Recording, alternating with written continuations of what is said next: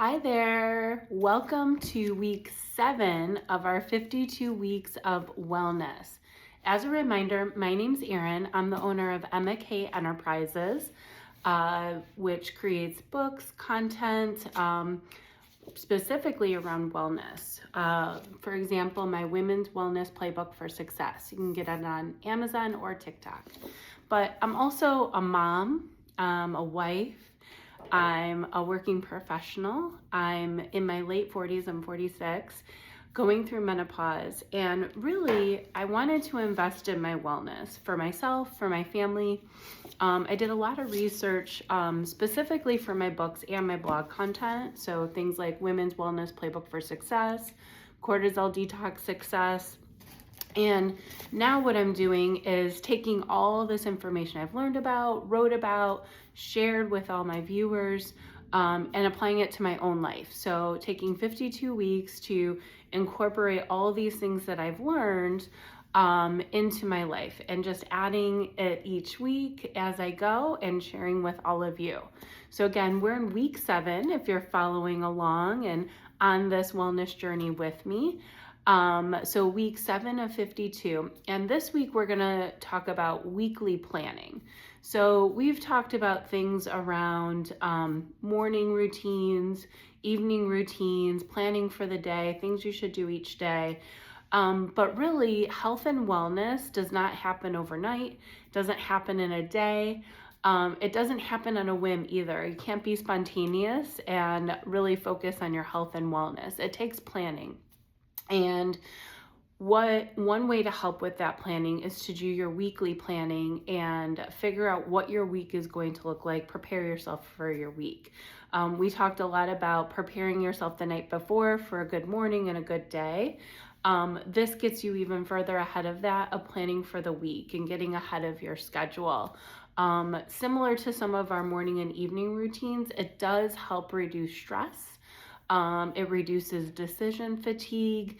It helps you stick to your plan. So how many times have we talked about, I know I have so many times, oh, I'll start tomorrow, or I don't feel like it today, so I'm not going to do this today, or I'm just going to grab this quick snack on the road today. And so that happens, and one day turns into 10 days that turn into 10 months and years. And so that's where I've become, where I just was more spontaneous and not doing a lot of planning and preparing and, oh, I'll get to it tomorrow or just this one day. So the exceptions became the rule because I wasn't planning for wellness success. And so really, let's talk about how we can plan for wellness success 1 week at a time. And so each week you should sit down and plan for the upcoming week. It shouldn't take more than 30 minutes. It could be part of your Sunday, Sunday evening, Sunday midday, Sunday morning. I'm a morning person. I like to do some of this planning early in the morning with a nice cup of coffee in the morning, where my head's fresh. I'm the most fresh in the morning after some of my morning movement. And so you decide what day of the week is best for you to plan for the week and what time of that day based on you. Everybody is a little bit different. You might be more of a late night person or a morning person, or you're best like midday after a nice walk and fresh air. So find out each day, one day each week that works best for you. Try to make it consistent so you're consistently always planning on that day of the week. And when you're doing this planning, make sure you have your calendar. I have a personal physical calendar for our family, so it works really well for my husband and I, but you might have a calendar on your phone, a family calendar, a digital calendar. You might have a physical calendar like me, but take your calendar out. Also, I have to use my calendar for my family, my physical calendar, and my phone calendar for my appointments and meetings and work schedules as well. So you might have to do a combination of both. So have those things with you. Also have a computer, spreadsheet, your journal, whatever it might be. Again, I'm more of a paper person, so I have a physical journal that I'm writing in and planning for the week, where other people like to use spreadsheets or a planner. or use their phone, the notes in their phone, or their calendar in their phone as they're planning. So for your planning, you want to plan a couple different things. One of the most important things to plan is your weekly meals and grocery list. So we talked about this before with meal planning and how important it is to meal plan. During this time is a great time to do it. So you do it during your weekly planning. You get an assessment of what your schedule is going to look like for the week. So you can think about your schedule and what you have time to make, what you have time to prepare, but also you can think about what you need to get. So when I didn't do that planning and think of the whole schedule, I just kind of go, oh, I want to create this and make this for the week. Well, sometimes I wouldn't have time to do it because we might have a heavy activity night or late work meetings, and I wanted to do something that maybe took a half hour because it tied into our meal planning, but it didn't tie well into our schedule. So it's good to balance both. So look at your schedule, figure out how much time you're going to have each day, or no time. You might have to pre-plan meals the day before so you can quickly grab and go for a meal. So you want to look at your schedule, figure out your meal plans, and write your grocery list. Ideally, this would be the day that you're doing your grocery shopping as well and some of your meal prep, or the day before, because maybe the next day. I like to grocery shop on Mondays personally. I do a lot of my grocery shopping on Monday. So on Sunday morning, I'll do my weekly prep and get ahead of my schedule. And then on Monday, I do grocery shopping. It seems to be the least busiest. I hate being there with tons of crowds, so I try to plan my day around grocery shopping. And it's also important to actually put these things in your calendar. So if you can plan when you want to grocery shop, when you want to do your meal prep, when you want to do your planning, like me, I schedule out an hour. Usually it only takes a half hour, but I want to make sure I give myself the time to do that weekly prep and planning. So scheduling out your meals, so that helps with making sure you have time within your schedule, making sure you have the right ingredients on your grocery list or in your pantry already or in your refrigerator.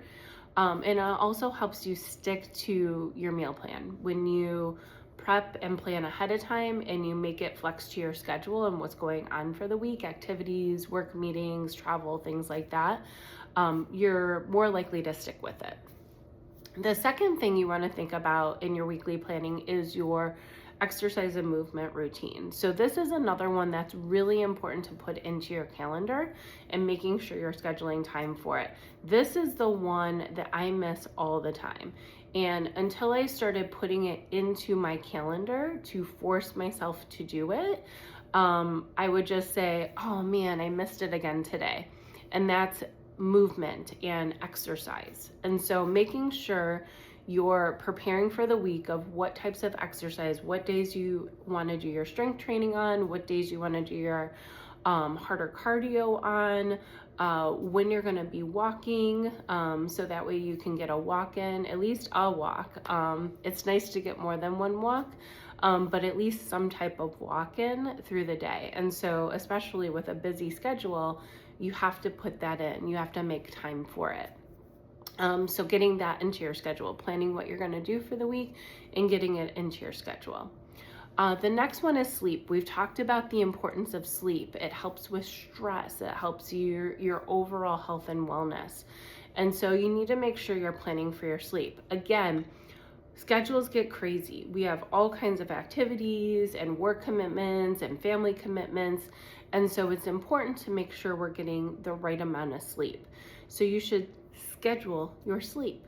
This way you're reminded when you have to start winding down, doing your evening routine and going to bed. Otherwise, before you know it, it's 11 o'clock at night. You haven't done your evening routine. You're scrambling around trying to get your stuff together. And then before you know it, you're not going to bed till midnight or 1 o'clock. And so we don't want to do that. That does not set us up for success the next day. So we need to understand our schedule for the week, understand what we can get done for the week, and make sure we plan accordingly. Another good one to plan for is hydration. This one's a little bit harder to plan for the week, but making sure each week you're ready, like your water bottles are prepped, or if you like to buy water bottles, making sure you have water bottles for the week. I personally like to use reusable ones, so that way I can always refill. And also, a lot of places have water refill stations, so you can make sure that you're refilling if you're out and about or at work, or traveling and on the go. So it might be good to have reminders each week about, or put reminders into your calendar each day on a weekly basis of how much water you need and making sure that you're getting your water for the day. You can also use your weekly planning to set goals. Now, it's really hard to say, I'm going to accomplish this one thing on this specific day. It's good to give yourself a little bit more freedom. It helps to reduce stress, unless you have a specific work commitment or deadline or something like that. But let's say my goal is to get 3 walks in this week. So I don't want to say that I have to get them done on Tuesday, Thursday, and Friday, for example. We're going to try to, but if I could just say this week I want to get 3 walks in to get started, that gives yourself a little bit of flexibility, because life is unpredictable. So the more that we can plan, the more that we can prepare for, the unpredictable doesn't become as stressful because things always come up. So if you're determined to do one specific thing each day, it gives you less flexibility. So try to give yourself a little bit more flexibility. Another one is, I want to try to read 100 pages this week. So rather than saying I want to read 10 pages a day, or I have to read 20 pages today, you can say I just want to get 100 in this week. So today you might get 20, tomorrow you might get 5, the next day you might get another 30. So it just varies based on how your day goes, your evening, what you have going on. But as you can think about that and set up some weekly goals for yourself, just small things. It doesn't have to be big, but small things getting to your overall health and wellness objectives overall. It's also important to make sure you're planning time for yourself. So making sure that you're planning for your morning routines, your evening routines. If you need some self-care, you want to put those into your calendar and making sure that you're scheduling time for that. These things aren't going to be able to happen every day. There's going to be busier days and slower days that you're going to have through your week. So the more that you get ahead of that, look at the whole week, plan for that, the more likely you are to get a couple of those self-care times in. Or it could also just be mindful moments, mindful minutes. We talked about how previously last week, how to incorporate mindfulness through your day. So most often, and this is how I am, you're just incorporating it into daily tasks and activities you're doing and just making sure you're mindful with it. But you can also plan to be more mindful and schedule specific mindful moments. If you like to meditate, for example, or you like to do breathing exercises through the day, you can schedule those times through the week so that you make sure you get that time for yourself. Also, you want to make sure you schedule time with your family, your partner, your spouse, your friends, because that community, that bond, that relationship is also very important for your overall health and wellness. You don't give everything to them. So many of us women just give everything to our family, our friends, our community, and we don't leave enough for ourselves. That's why it's important to make sure that we schedule time for our exercise and movement, our eating, our mindful minutes, our self-care. So those things are all important, and we want to make sure we fit them into our weekly schedule. But our family is also important. Our children, our spouse, our partners, our friends are too. So making sure that you get that scheduled into your week as well. So you can plan for that whole week so you're nice and well-rounded. The goal is not to stress yourself out. Don't jam-pack your every single day of the week so you can try to get all these things in. That's just going to add stress. But making sure that you're spending time for movement, you're spending time for exercise, you're spending time for yourself and some recovery, spending time with your family. There's 24 hours in the day, and you have to take 8 of those to sleep. Most often you're taking 8 of them to work, except on the weekends, unless you work weekends. And so there's still plenty of time in the day where you can focus on your family, yourself, your meals, your movement. And sometimes you can incorporate them together. Sometimes family time can also be movement time, where you take walks together or go play basketball together or something like that. But that's why if you can look at the week in a view, it's not just scrambling and stumbling upon this stuff. It's being very mindful and thoughtful and intentional and planning it out for the week. The other thing I like to do each week is go through my budget. Budgets and finances can be very stressful. So if you're regularly going through it and using it as you plan for the week, whether it's for grocery shopping, activities you want to do with your friends, your kids, activities that are coming up, you can plan for that and reassess your budget each week. What do you have in your budget? What have you spent? What do you have remaining? Where do you need to tighten up a little bit? So every week as I'm doing my weekly planning, I also like to revisit my budget as well to make sure I accounted for everything and it's within our budget and we're set up for success in the upcoming week as well. One thing I want to make sure you're not doing during your weekly planning, because I think it's critically important that you're doing it on a regular basis, especially if you have a family that you support, a spouse that you support, with household chores and activities is, and you're going to probably laugh at this one, but I used to save this for a weekly activity. And now I make sure I do a little bit of it every day, and that's laundry and cleaning.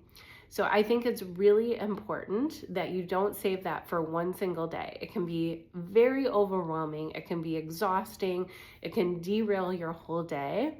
I would say that part of your daily activities, and as you think about what you need to get done each day, is daily tidying. So making sure things are tidy every day. Things don't have to be perfect every day. By no means is my house perfect. And making sure you do laundry every day or two. Again, especially if you have kids, a partner in your life, that you accumulate a lot of laundry rather quickly. So if you do one load a day or so, it helps you stay with it. So don't leave that to your weekly planning. That just will add more stress. So make that part of your daily activities. So I hope this was helpful and a great way to help set yourself up for success with your health and wellness goals and set you up for the week, as opposed to scrambling, stressing, and possibly getting your workout in each day. So remember to plan weekly. Take just that 30 minutes. If you like coffee or tea, just sit down with that and enjoy a cup of coffee as you're doing your weekly plan and looking at your calendar, looking at your schedule, looking at your budget, and making sure you're prepped for the week. I hope this was helpful. Thanks again for going on this wellness journey with me for the next 52 weeks. I'll see you next week. Thanks.